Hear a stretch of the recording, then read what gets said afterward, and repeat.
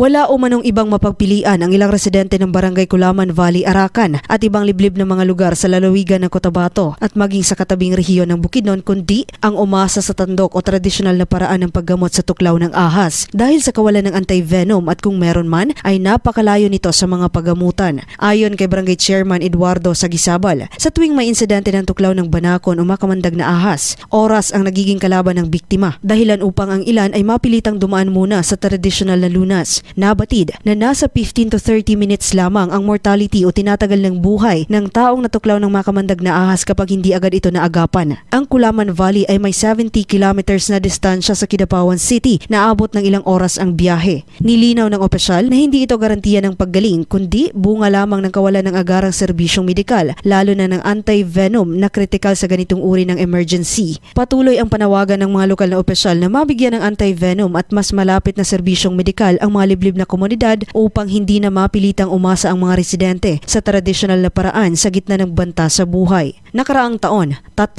ang naiulat na nasawi sa tuklaw ng ahas sa lalawigan, isang senior citizen sa Magpet, 2 years old sa President Rojas at 1 year old na taga Matalam. Lahat ay hindi umabot sa ospital. Bagaman may pondo na ng anti-venom sa Cotabato Provincial Hospital para sa ilang species ng cobra tulad ng king cobra at summer cobra, ay una nang inihayag noon na kritikal ang pag-iimbak nito na kinukonsidera ang temperatura at napakamahal. Sa naging panayam ng Radyo Bida kay Green USM, Cotabato Wildlife Conservation and Rescue Deputized Wildlife Enforcement Officer Ervin Pitugo na hindi dapat umasa sa tandok o pag-inom ng tradisyonal na gamot kahit pa sa mga liblib na lugar sapagkat hindi nito napipigilan ang pagkalat ng venom sa katawan. Binigyang diin niya na ang anti-venom lamang ang mabisang lunas sa tuklaw ng makamandag na ahas at kailangan dalhin agad ang biktima sa pinakamalapit na ospital. Joan Oranio, NDBC, Bida Balita.